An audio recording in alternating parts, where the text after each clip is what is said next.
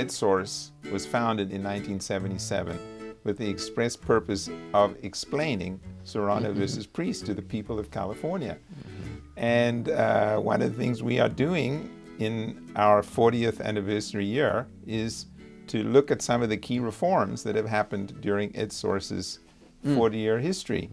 Let's just start out with Serrano versus Priest. Who was Serrano and who was Priest in this case? Well, John Serrano was a father who had a child who was in a school in Baldwin Park in Los Angeles, and this was a school where a lot of low-income kids lived, and the school had very little money for the education of their kids. And he looked around and he saw that there were other places where in the Los Angeles area where the schools were much more lavish, the teachers were paid better, the classrooms were smaller, there's much richer program. Why is this?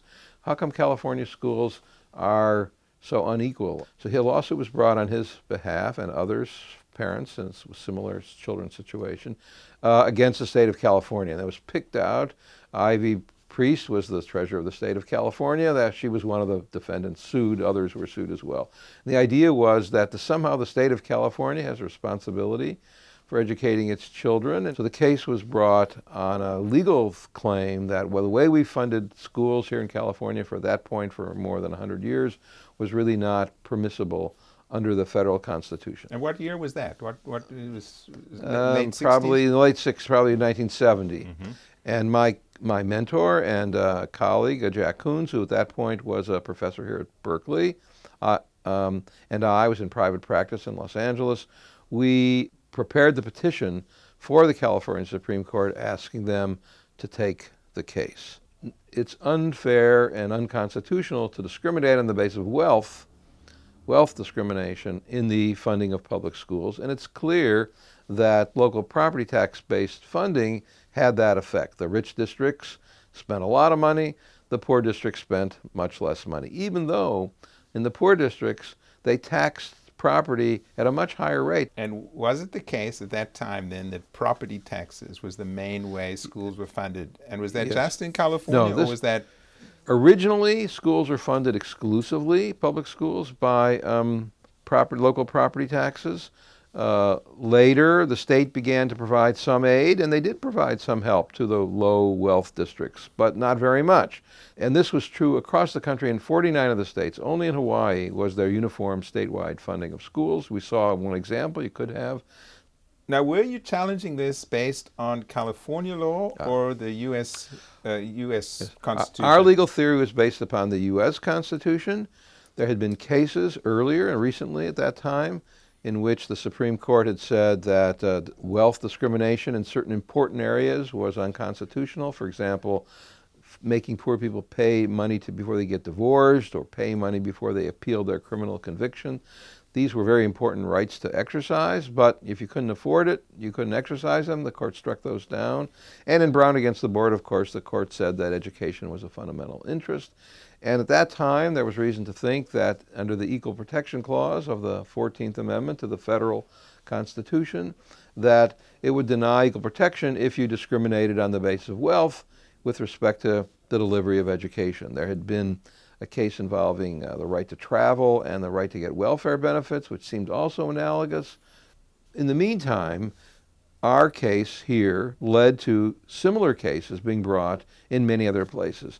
And Jack and I were involved in a number of those cases. Jack was actually asked by a judge in a case in Minnesota to write the opinion, to offer a draft opinion of the case. This is Jack Koons. Yes, Jack Koons. And so in 1973, the United States Supreme Court agreed to hear a case called Rodriguez, involving a similar challenge, just like ours, to the Texas school financing system.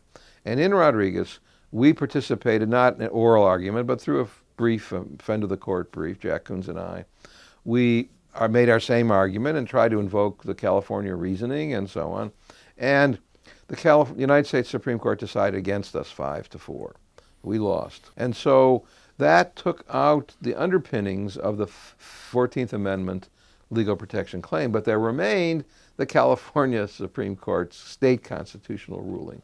In the 40 years since then, more than 40 years, probably 20 or so states, maybe even more, have held that this sort of funding of education under their own state constitution was unconstitutional. They sometimes used different legal theories, but it was still a legally based objection to it's unfair to fund schools in this way. But this explains why it's not in all 50 states. Exactly. You still have states that absolutely. are funded by property taxes. Oh, well, most states still have property taxes. The question is how they're used and how they're offset with state assistance and things like that. But yes, and one of the goals of Serrano was to free the legislature from the endless process every year in which the poor districts would go begging to the rest of the legislature, please give us more money because we're poor.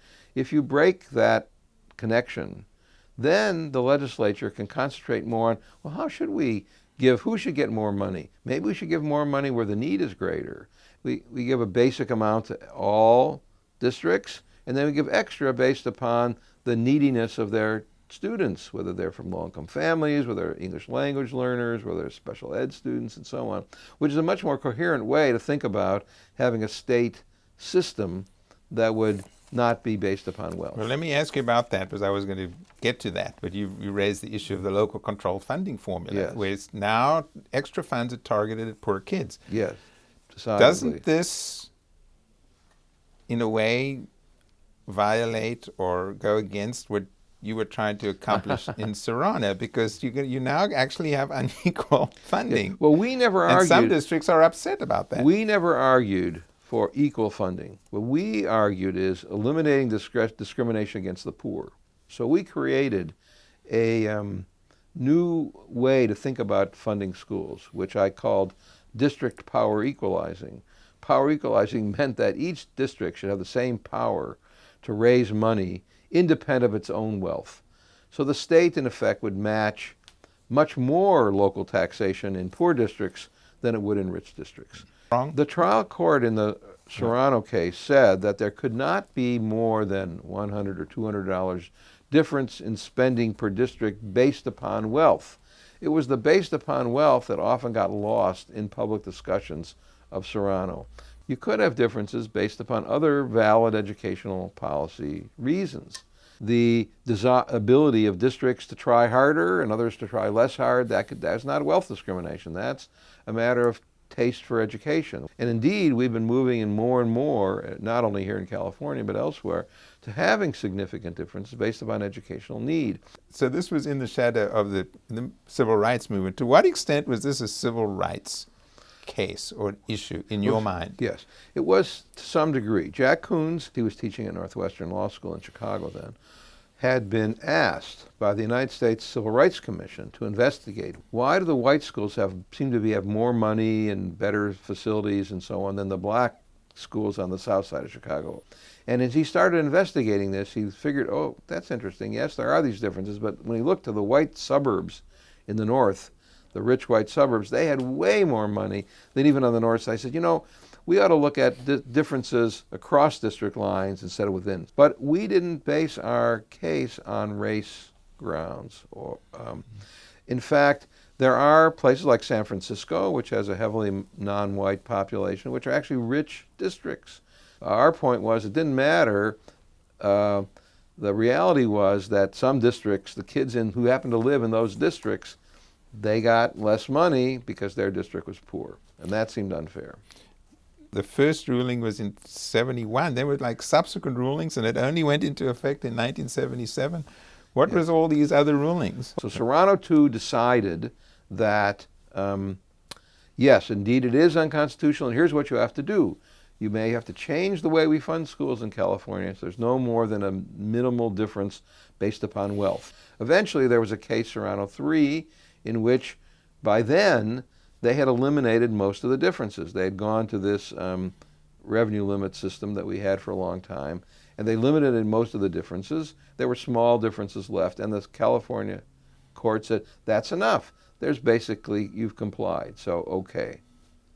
Now, oddly enough, or unfortunately, we've also had Proposition 13 in California, which makes California, although it was the first place where school finance litigation was successful, Proposition 13 has led to a different effect in California than in others. And just to clarify, was the last ruling, Serrano 3, was in 1977, Yes. and then 1978. Prop 13 went Yes, into effect. exactly. So what impact did that have on Yes. implementation? So Prop 13 came along and shifted most of the property tax for schools effectively to the state level. Not technically, but effectively. And it made it much more difficult to raise taxes of any sort here in California at the state level or at the local level.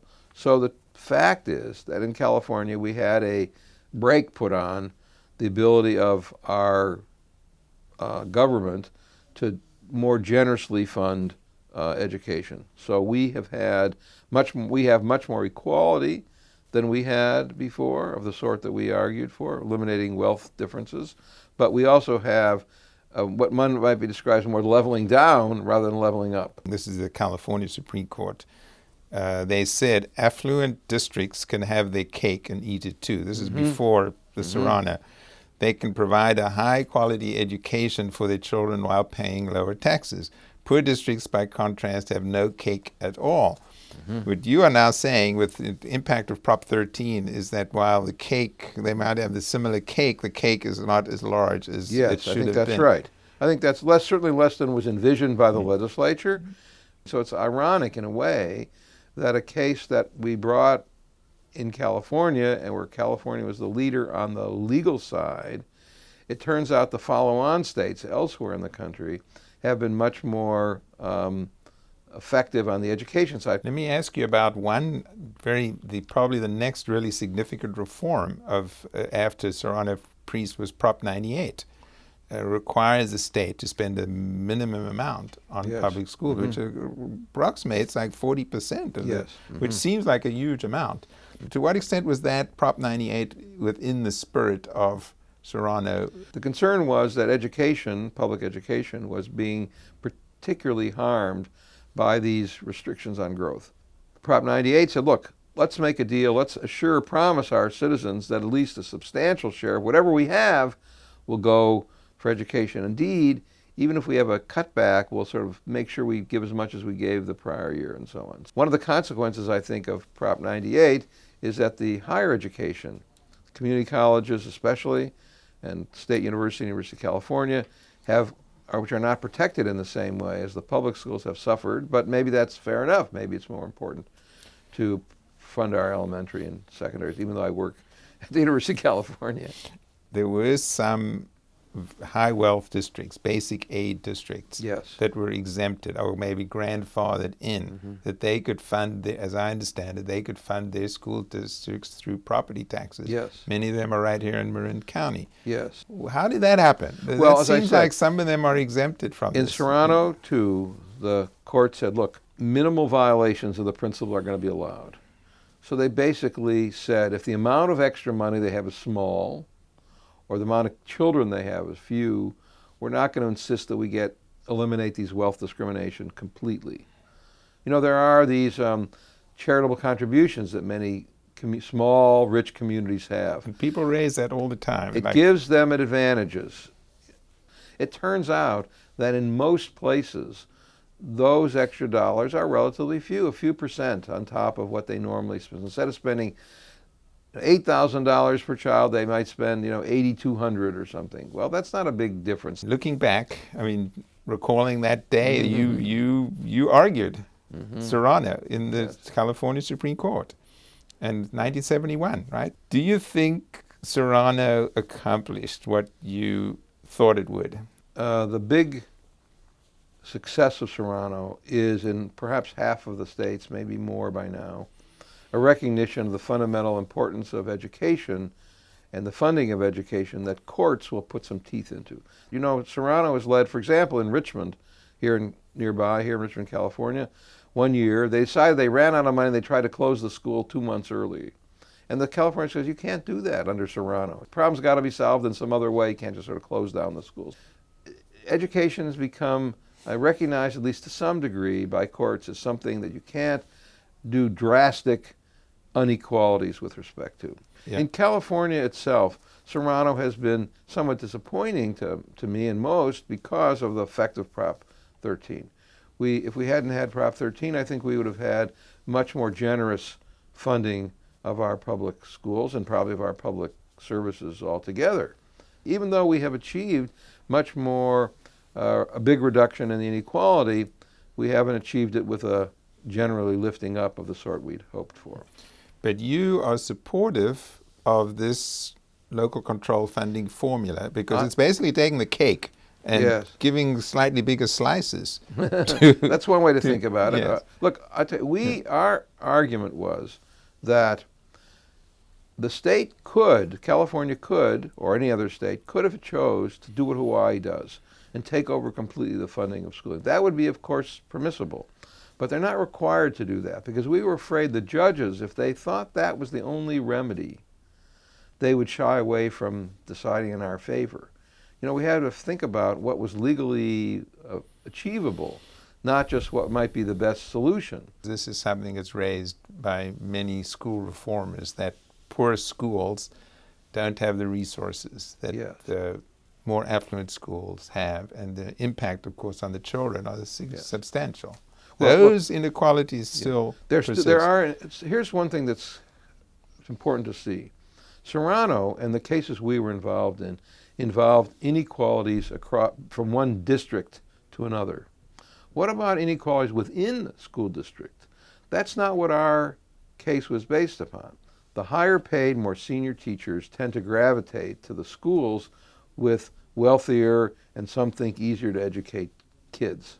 Schools that have the most difficult kids or the schools that are least pleasant to teach in get brand new teachers, they get more turnover, they keep getting younger teachers. So the spending in those schools tends to be, on a per pupil basis, considerably less than in the schools that have these more senior teachers. I think that's unfair and unwise. Our Serrano principle doesn't really go to that. It's not discrimination on the basis of wealth. It's openly, because it's discrimination in the way teacher salaries are funded, frankly. So within big districts, for example, like in Los Angeles is most vivid, or San Francisco or Oakland and so on, you have these ongoing within districts, which Serrano is not actually about. So another byproduct of the Serrano-Priest ruling was that it actually started EdSource, got EdSource started. How about that? So there's a very good thing, getting EdSource going. And that's one of our main accomplishments. And still going today. So thank you for all of those contributions, Steve. Much appreciated. Nice to talk with you. Thank you.